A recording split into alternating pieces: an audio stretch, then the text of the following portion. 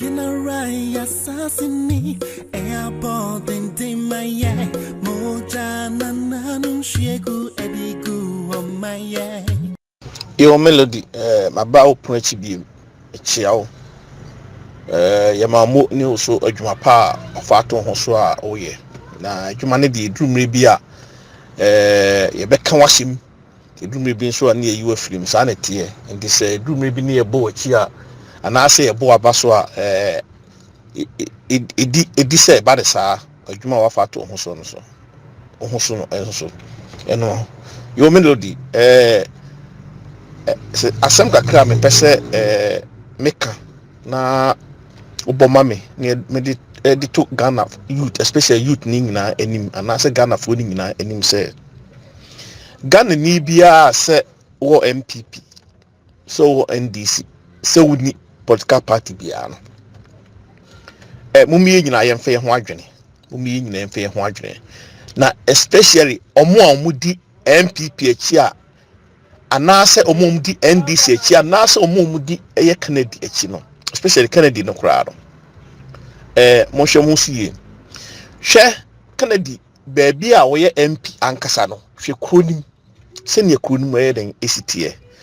na nse na melody ka se mbi se enkofo bi keka baabi se Saudi Arabia ho baabi o Kennedy na di ni sika kofa asangrofo no ni nyina na political man games enye Kennedy nankasa sika Kennedy wonyi ni sika mwa obi Kennedy so omawan a obegye be 20 na free ho enye Kennedy na di sika kofa obi a o na se 37 o se he hospital Kennedy akoma sei Kennedy wonye sa na ema no enso na ni krom asin dompio se he na wo ho wentima amwa ni krom hwe ni krom fi pa hwe ni krom gatem endi Kennedy no ono waye no ho se wonyi mi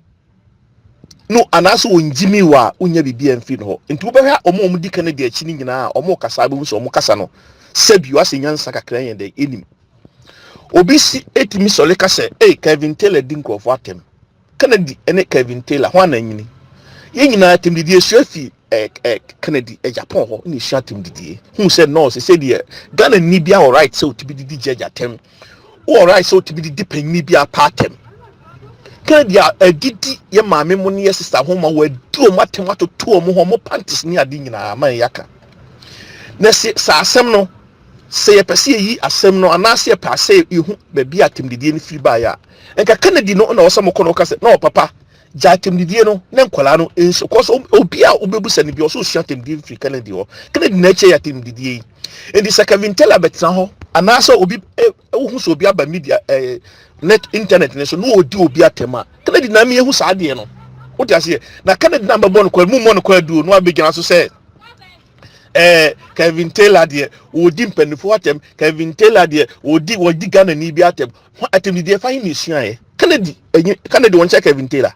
Kennedy di atem de no sha se me hu se no se no yes you all right because ade Kennedy ye no ono so ko parliament ono no wo ye ogina mu maye hyemra maye na ono kire se sei enetie se unyi judge ni bi eni a biti na tem waka kra me ati se judge for me afie ni nto omo nka no kore omo ye nkwase afọ Kennedy akasa awasi we nyina kire enti melody atem didi ekoso ekoba nyina no momum blame Kevin Taylor momum blame Ohini David momum blame King Jonas momum blame obi odidi panyi bi atem mfa blame ni Kennedy because Kennedy only a penny. How old is Kennedy? 55 years to 60 years. How old is Kevin Taylor? How old is Ohini David? How old is King Jonas? And you share free Kennedy ho.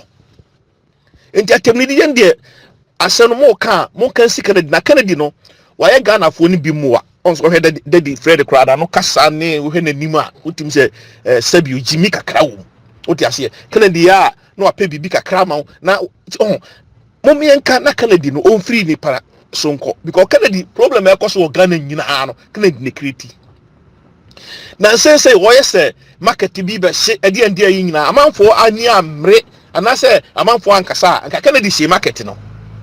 so dia say Ghana e wudie bebrebe e koso me say saa asem ya sibisimu no mo de mo hwe ba bi e kwa akoduro e be ka kredi e be bobokora akwa be bobo no police for ne mfa ma out Bega mo de mo behu de ebesie e di no bebo bon bebrema out mo se sexy don do akunipa boy Most work kunipa. So many years, boy, most of them. Mona most say so them, but ye didn't say don't want no prison be a boy no melody. Make me to challenge say, or me and Kobe be a sexy dog on that. Or no prison be a what baby ban ho jono. Most work kunipa, ya tiasie a ye train, said die be one for ne at the other. I fed the Kennedy say, nipo okum, okum JB Dankwan, I fed you okumasi. Usu Kumasi o na Kumasi any Accra ya say omo ye omadwen say omo kwachi na obi ama nipa ne lie ne nipa ne dwane. It doesn't make sense. Ghana ni intelligence ho. Dampari o mai. Ye two IGP for Dampari mai. In the Dampari by nipa no Kumasi say he no so no dwane fa. Na se Kennedy wouldn't say nipa no say omaka acho sa so masi ne eku no. Omaka acho ama asi nipa no Kumasi a nipa no Kumasi a in the Canada had to Kumasi no and I ought to say I had to US no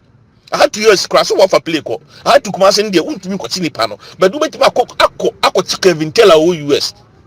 Canada hyenyansa omre no ayeden aso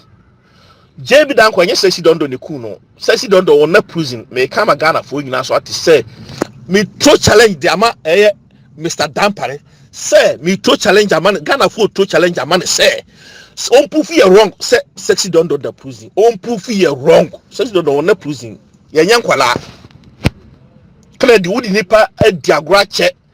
ewo ne pese sutwa ewo nso aso betwa e wo se nyina ebe kana di kana nutum ni sika kana di sika onyan he musa kana di say ni company be na wetima employ nkrofo 200 wo mu kana di unya bi so na e dey millions ana me obi bi wo ha na me obi bi wo eye tu no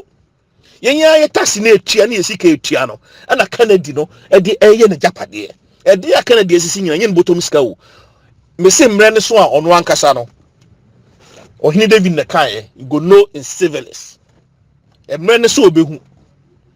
wa nkrofo do mo ka begu portal na magije car no na mo de car no e cha asofo sa car ni bi na mo de akoma Captain Smart mo se mo je car no mo nto car ni bi o nkrofo de car na ba no na machicha mo obofo mo obi ni mu onsu bempa mo na ani asofofo aka no machi car na fa any politicians no na mo de bi am mo girlfriends se mo se mo koje Captain Smart car ko car no mo nya no hene na kaka no se kaka ni nye ka free portal ko onsu bempa timi ka se me koje car no e onsu bempa dia Masa melody misrew bo sa me audio ma Ghana ni bia enti kasa na ekono na emabun no so no obi antu no homfo they said ye begina because Ghana no si ama ya mieni anti a o be jimi ye sa omo politicians na omo ya jimi for no omo pom pese omo chese ye jimi wo no he kura utim a wo ye MP hwe kro ni eno kura ye insult to kro no na so bi ba no be kase wo jimi a wo si nipa ni di wo atem e dey na chese asa mi matwam tax amount na fa hwe mi nsuo ma me kwanye hospital ni mi krom eno nye insult na se me kase wo jimi dia wo si insult say Kennedy ama Ghana youth na triase say a youth you have right to insult a judge or a lawyer because Kennedy say we mustn't trust them, they are all stupid. He's gonna deal with them. Kennedy tell us so he's gonna deal with those judges and those lawyers. And to you know, all right. So mo ntiase no so ntiase dia ene o monko Kennedy onom kaka chance wo nya ne kwasa asem no odi no ne youth no so yede enhia de papa bi mfiri no ho melody me de manu besia na ma che abusia for me so say melody me audio woti aboma me na Ghana ni bia enti sa asem ya make kan bi na melody se no ye de wase ene akwanya so a odi ama Ghana ni bia so bia timi kasa no kasa so abebo ama Ghana minor ati enti melody nyame hia oni obusia fo gina wai bye bye.